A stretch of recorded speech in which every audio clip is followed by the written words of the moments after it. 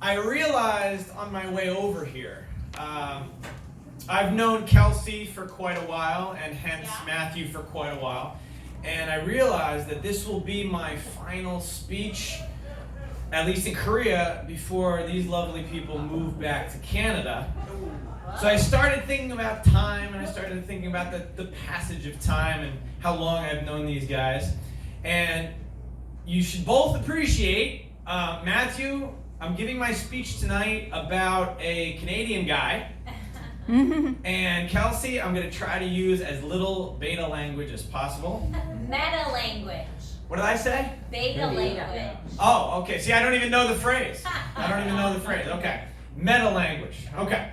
So, I'm going to bring you back to my own private school teaching in Korea days, which goes back 10 years. Those of you who know me reasonably well know that I've been in Korea for quite a while, more than 10 years.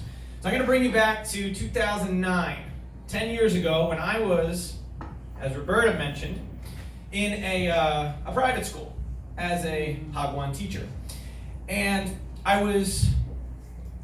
the reason that I was in Korea originally was not to teach, but to train my body and my brain for a 3,000 mile, or 5,000 kilometers, whatever you want to call it, inline skate across USA, which gave birth to my organization, In Motion for a Million, which is what this fundraiser is for tonight. Thank you to Matthew and Kelsey for your hard work. So I was in Korea to train my body and my brain for this 3,000 mile, 5,000 kilometer skate across my home country of USA. Now, ladies and gentlemen, there are two things that you must do if you're going to attempt anything insane, like skate 5,000 K across a land. Number one, tell everyone what you are going to do. That way, after everybody knows it, your family, your friends, your colleagues, it's a lot harder to chicken out and to tiptoe away from it because you've told everyone in your life circle. Step number two, after you have told everyone your intentions, find someone who's done something similar to what you're about to attempt, but even crazier. Now that's the hard part. That was the hard part for me. Finding someone who had done something athletically crazier than what I was about to attempt, a 5,000 kilometer skate. But thanks to my Hagwon, which at the time was owned by the Korea Times newspaper, I found that insane man from the Great White North of Canada. No, not Matthew, different man. No. Reading the Korea Times one day, I happened to see a Canadian flag, and I thought to myself, I said, my God, Canadian news hardly ever resonates in my home country, which is directly south. What could have possibly resonated all the way in South Korea? And I learned that there is a Canadian gentleman named Ray Zahab, hence my title, Ray of Sunshine. This gentleman, you want to talk about insane. This gentleman, along with two other people, an American man and a Taiwanese man, ran 10,000 kilometers, twice the distance that I was about to attempt. Ran across the Sahara freaking desert. 111 straight days, no days off, in the Sahara desert. Wow. Yeah, wow is right. So I jumped online as soon as I got home from work. I found Ray Zahab on Facebook. Friend request, boom, he accepted within 10 minutes, and I started peppering this poor bastard with questions. Questions about diet, questions about sleep, questions about pacing yourself, questions about breathing, questions about not breathing so hard, questions about flow, everything under the sun. I just peppered this poor man. This man who had never met me, at the time I was just some crazy wackaloon with a dream, took the time to respond to every last one of my questions via Facebook Messenger. Every last one.